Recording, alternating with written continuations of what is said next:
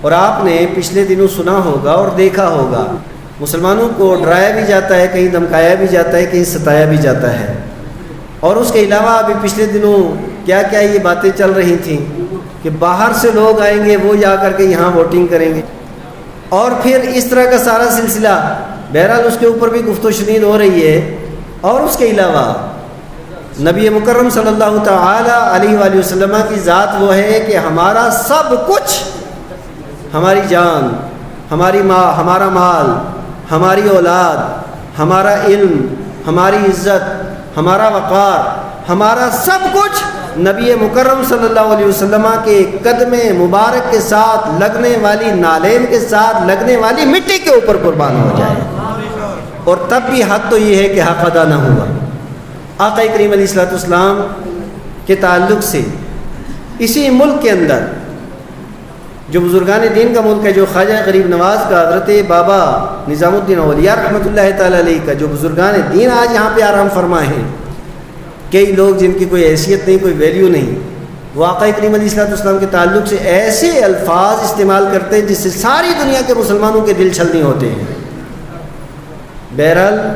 حکومت ان لوگوں کے اوپر کارروائی تو کر رہی ہے، لیکن وہ کارروائی ناکافی ہے۔ جس کارروائی کے وہ مستحق ہے وہ کارروائی نہیں ہو رہی ہے۔ اور ایک بات یہ یاد رکھیں، ایک نعرے کو غلط طور پہ میڈیا کے اوپر بھی اچھالا جاتا ہے، اور اس کی وضاحت و صراحت بھی وہ لوگ کرتے ہیں جن کو پتہ ہی کچھ نہیں۔ نبی پاک علیہ الصلوۃ والسلام کا جو بھی گستاخ ہو، اب وہ گستاخ کلمہ پڑھنے والا ہو، وہ گستاخ کہیں بھی ہو، تو گستاخ رسول کوئی بھی ہو، شریعت مطہرہ کے اندر جو اس کے لیے حد قائم کی گئی ہے گستاخ رسول کے لیے، وہ یہ ہے کہ گستاخ رسول اگر توبہ بھی کر لے تب بھی اسے قتل کیا جائے گا، تب بھی اس کا سر تن سے جدا کیا جائے گا۔ شریعت مطہرہ سارے علماء کے فتاوے اس کے اوپر موجود ہیں، مصطفیٰ کریم علیہ الصلوۃ والسلام کے احادیث مبارکہ اس کے اوپر موجود ہیں۔ لیکن یاد رکھیں کہ یہ حدود قائم کون کرے گا؟ حدود قائم کرے گا قاضی اسلام۔ حدود قائم کرے گا جب اسلامی سلطنت ہوگی، اسلامی حکومت ہوگی، تب حد قائم ہوگی۔ اب عام آدمی کو تو نہیں ہے کہ وہ اٹھے اور اٹھنے کے بعد تلوار اٹھائے اور تلوار ہونے کے بعد پھر وہ قتل کرنا شروع کر دے۔ عام آدمی کا کام کیا ہے کہ اگر جیسا ملک ہو، جس ملک کے اندر جس سیکولرزم ہو، تو وہاں پہ یہی کرنا ہے کہ اپنا احتجاج درج کرنا ہے، اپنی بات کہہ دینا ہے، اور حکومت سے یہ مطالبہ کرنا ہے کہ جو آدمی ایسا ہے اسے کیفر کردار تک پہنچایا جائے۔ اب اس ایک صاف سا اسلام کا تو بالکل موقف بالکل واضح ہے، لیکن اس واضح موقف کے تعلق سے بھی کچھ لوگ شک اور شبہ کے اندر خود تو مبتلا ہیں ہی ہیں، لیکن اس کے ساتھ ساتھ میڈیا کے اوپر بیٹھ کر کے لوگوں کا بھی ذہن خراب کرتے رہتے ہیں۔ میرے پیارے اسلامی بھائیوں، ایسے وقت میں ضروری ہے کہ ہم لوگ نبی پاک علیہ الصلوۃ والسلام کی تعلیمات اور آقا کریم صلی اللہ تعالی علیہ وآلہ وسلم کے فرمودات عالیہ کے اوپر عمل پیرا ہو کر کے آقا کریم علیہ الصلوۃ والسلام کے مشن اور حضور کی سنت و شریعت کی صحیح ترجمانی کر سکیں۔ حضرت عبداللہ ابن مسعود رضی اللہ تعالیٰ عنہ حدیث کے راوی ہیں، یہ بیان کرتے ہیں مصطفیٰ کریم صلی اللہ علیہ وسلم نے ارشاد فرمایا کہ ہر وہ نبی کہ جس کو مجھ سے پہلے اللہ تبارک و تعالیٰ نے مبعوث فرمایا، ہر نبی کو اللہ تبارک و تعالیٰ نے کچھ حواری عطا فرمائے ہیں اور کچھ صحابی عطا فرمائے ہیں، یا خذون بسنت ہی، جو ان کی سنت کے اوپر عمل کرتے ہیں، وَيَقْتَدُونَ بِأَمْرِهِ، اور ان کے حکم کی جو اقتداء کرتے ہیں ان کے حکم کو مانتے ہیں، یعنی سنت کے اوپر عمل بھی پیرا ہوتا ہے، عمل پیرا بھی ہوتے ہیں اور ان کے حکم کی فرما برداری بھی کرتے ہیں۔ اور پھر اس کے بعد آقا کریم علیہ السلام ارشاد فرماتے ہیں، یہ تو ایک سلسلہ رہا، اور پھر مصطفیٰ کریم صلی اللہ علیہ وسلم کے اوپر سلسلہ نبوت و رسالت بند ہو گیا، ختم ہو گیا۔ حضور کے بعد کوئی نبی تو قیامت تک نہیں آ سکتا نا۔ پھر آقا کریم علیہ السلام نے ارشاد فرمایا، اس کے بعد ان انبیاء کے بعد کچھ لوگ اس طرح کے پیدا ہوئے کہ جو ناخلف تھے، یقولون ما لا یفعلون،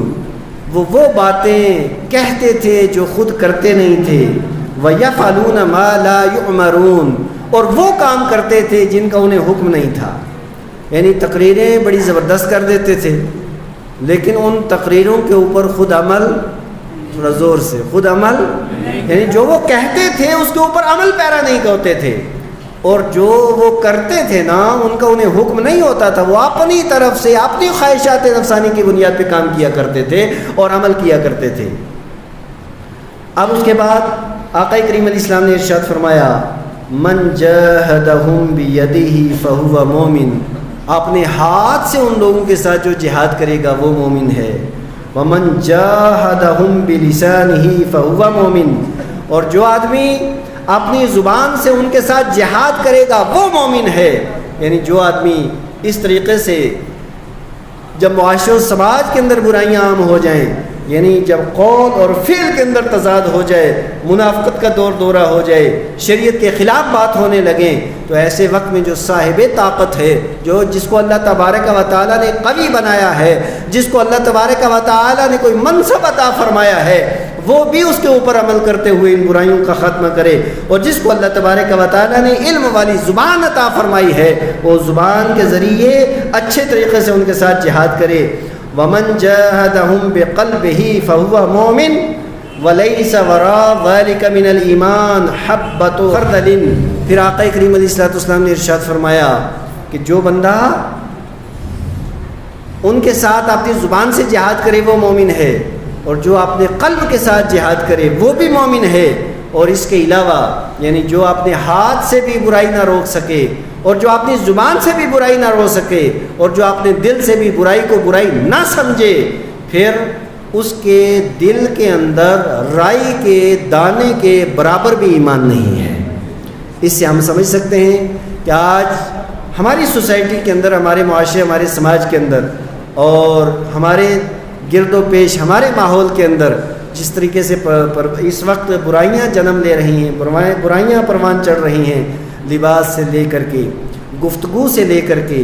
عبادات سے لے کر کے، اخلاقیات سے لے کر کے، یعنی کون سا ایسا شعبہ ہے کہ جہاں آج مسلمانوں کی گراوٹ نہیں آئی ہے؟ تو اب آپ سمجھ سکتے ہیں جب اخلاق نبوی اخلاق نہ رہے، جب ہمارے اعمال وہ صحابہ کرام کی طرح نہ رہے، جب ہمارا کردار نبوی کردار نہ رہا، اور جب ہمارا معاشرہ صالح اور نیک معاشرہ نہ رہا، جب ہماری سوسائٹی اس طریقے سے عملی طور پہ تباہی و بربادی کا شکار ہو جاتی ہے، تو پھر آپ سمجھ سکتے ہیں کہ اس کے بعد کیا ہوتا ہے۔